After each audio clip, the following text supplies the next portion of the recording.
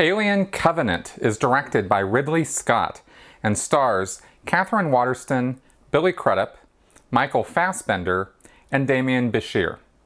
Okay, I've got a lot to say about this movie and about the Alien franchise in general. It's been a strange and wild ride since Ridley Scott restarted the franchise with the very mysterious and confusing Prometheus. And one of the goals of this movie is surely to answer a lot of the question marks left hanging in the air with that one, as well as join that prequel more solidly with the universe we know from the 1979 horror classic Alien. But the timeline is screwy with these movies, so let's unscrew them a little bit before we proceed to talk about Alien Covenant. When Alien first hit the screens, I was 9 years old, and my parents wouldn't let me see it. But my mom sat me down and actually walked me through the entire story, and I was riveted. An older friend of mine who did see it before word got out about the face huggers and chest poppers told me that he'd never been in a movie where the audience was so astounded and shocked by what they had seen, reflected in the deathly silence that fell over the theater when the chest popper first appeared. It was literally unbelievable, and such a total surprise, no one knew what to think for a full 10 seconds before nervous laughter and roars of amazement filled the room. When I did finally see the film as a teenager, I thought it was the single best monster horror movie I'd ever seen, and I have kept that opinion to this day. The direction, production design, artwork, and special effects were all best in class, so to speak. And when Blade Runner was released in 1982, Ridley Scott was cemented as the king of visual storytelling. Even better in my mind at certain aspects of it than Steven Spielberg. Fast forward to 1986, and James Cameron, self-proclaimed king of the world and arguably one of the hardest working and most groundbreaking directors of my lifetime, wrote and directed Aliens, the action-packed follow-up which was to action movies what Alien was to horror movies. Simply one of the best sequels ever made, Aliens continued the story of Ripley and put a solid exclamation point ending to the story begun in Alien. Even if there were still unanswered questions as to where the beasts had come from in the first place, and who that giant space jockey was whose corpse the Nostromo crew encountered when they found the alien eggs. Well, rather than tackle that issue, new writers and directors came on board who seemed to not get what it was all about and why Alien and Aliens were so successful. David Fincher's directorial debut was nearly his last with Alien 3, a movie that went through so many rewrites and directors that it was barely made at all. Unfortunately, the final product reflected that chaos, with all the protagonists from Aliens except Ripley dead before the opening credits finished rolling, and somehow a surviving facehugger loose on a penal colony. The shenanigans which ensue were so bad that the movie was almost universally panned, and it did nothing to forward or contribute to Ripley's story or answer any questions left by its predecessors. In fact, Ripley's self-sacrifice at the end gave everyone the impression the franchise was truly dead and buried in a pit of molten lava. Unfortunately, Hollywood being Hollywood, that was not the case, and we were treated to another go-around with Alien 4, otherwise known as Alien Resurrection, in 1997. If you weren't keeping track, this one was set centuries into the future, and despite Winona Ryder and Ron Perlman on board, this was just another disaster with Ripley's corpse somehow cloned and brought back for military weaponization. We'll just skip the Alien vs. Predator movies because they contributed nothing really to the Alien canon. They were not bad movies, to be honest, and I enjoyed watching the stories they presented. But they take place in modern times and are impossible to reconcile with the Alien films, especially since Prometheus was released. Perhaps the key continuity issue is that the aliens we were all familiar with from Alien forward didn't exist in that form until far into the future. So if you treat the AVP franchise as a sort of alternate reality to the Alien canon, you're all good and you can enjoy them without thinking too much about how they all fit together. And so it was that everyone just pretty much wanted to forget that Alien 3 and 4 were ever made, and at least according to everything I read, people pretty much purposefully forgot about them when discussing potential sequels or prequels.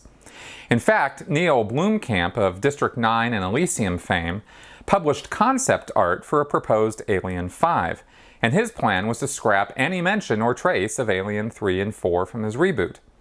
But Ridley Scott had picked back up the reins, and Prometheus was the project that went forward. Teased as belonging in the same universe as Alien and building on its DNA, but not being a direct prequel to the earlier films. So what was it, everyone wanted to know? Well, Prometheus happens in 2089, with archaeologists digging up humanity's possible galactic origin and approaching mega-billionaire Peter Weyland to finance a space exploration to a previously unvisited moon known only as LV-223, which might have the answers they're looking for. In terms of timeline, this is the earliest film in the series, with Alien taking place in 2122, giving lots of time in between for the events of Prometheus to morph into the events of Alien.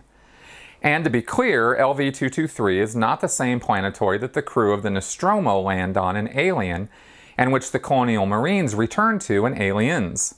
That is LV-426. How the beasties get from 223 to 426 is one of the many mysteries which are not resolved yet.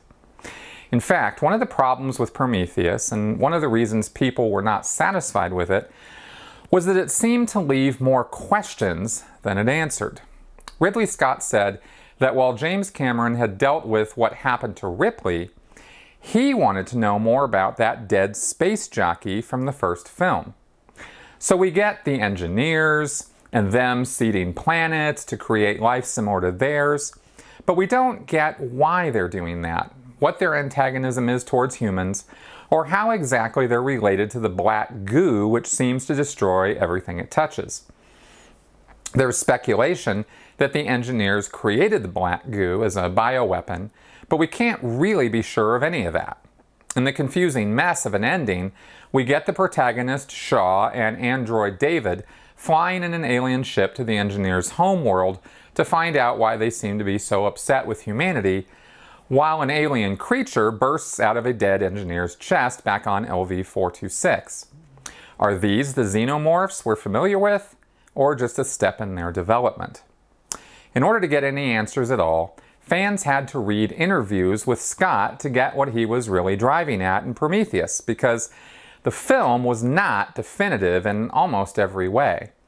We mainly have writer Damon Lindelof to blame for this, because he was the one who suggested and rewrote the original draft of Prometheus from being a more direct prequel to Alien into something he thought should be its own unique story with its own unique characters and theme. He, more than anyone else, was responsible for taking the big themes Ridley Scott wanted to address and putting them into a concrete form. In the final version of Prometheus, we're not really given a very satisfying experience. As Variety film critic Justin Chang wrote, the film's narrative structure was unable to handle the philosophic dimension of the plot, and Prometheus lazily deferred key plot points under the presumption that a sequel would be made. So, we finally come to Alien Covenant, taking place 10 years after Prometheus in 2104, with still 18 years to go until the events of the original Alien take place. And where do we stand?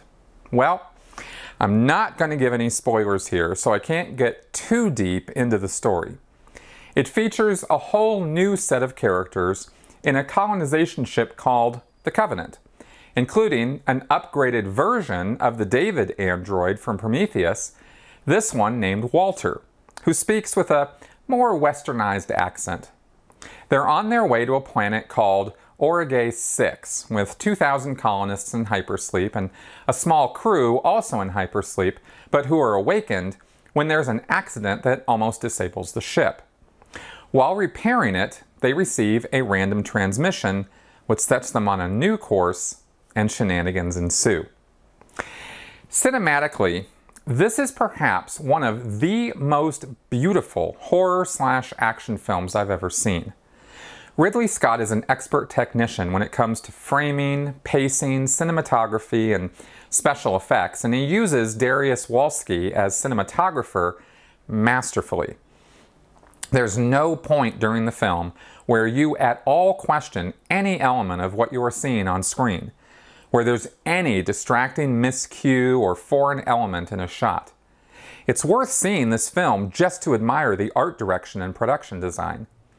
Seeing how this film is supposed to take place 20 years before Alien, though, it would have been nice to see more continuity between that film and this one in terms of spaceship design and technological features, because these guys in this film have tech that is far more advanced than what was in Alien and Aliens.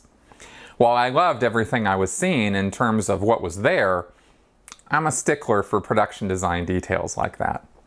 Now, visual effects aside, if only the story had been as sweepingly good as the cinematography, I'd be able to give this movie a lot more praise. Unfortunately, I was pretty disappointed by much of what happened. Lindelof did not return to screw things up this time. The screenplay is credited to John Logan and Dante Harper from a story by Jack Paglin and Michael Green. Where they got it right was in creating a tight action film with horror elements, such as various types of alien creatures who terrorize the crew both on land and in space. There's nothing wrong with any of the buildup, and there are a few scenes where the tension is so high I found myself wound up on the edge of my seat. However, the horror elements are also entirely too predictable, like right out of Scream or Friday the 13th, to be honest, telegraphing the death of almost every single one of the characters who ends up at the wrong end of the alien's teeth. So if you can imagine how you know what's coming, but it still engages you viscerally, you'll get how good the direction and acting is in this film. Getting back to the story, though, there are some resolutions to what came before in Prometheus, but they're unsatisfying, and honestly seemed more like a dodge. I can't help but wonder if, like in Prometheus, there are scenes on the cutting room floor which need to be released to make sense of certain elements. And there's a particular character who I'm not going to identify, who pops up halfway through the film, and who does things which, well, they really just don't make any sense. So, all things taken into account, I'm going to give this movie a rating of meh. It's strong on raw filmmaking talent in every respect, but its story and continuity are lacking in such major ways with the other Alien franchise films it's nestled between that it's ultimately not what it should be. This movie is sure to have a huge opening weekend regardless of anything I say, so let me know in the comments what you thought and where you think the franchise may be heading now. I'd love to hear from you. Please like and share this video around the interwebs and subscribe to my channel if you haven't yet done so. Thank you very much for coming around, and I'll see you next time.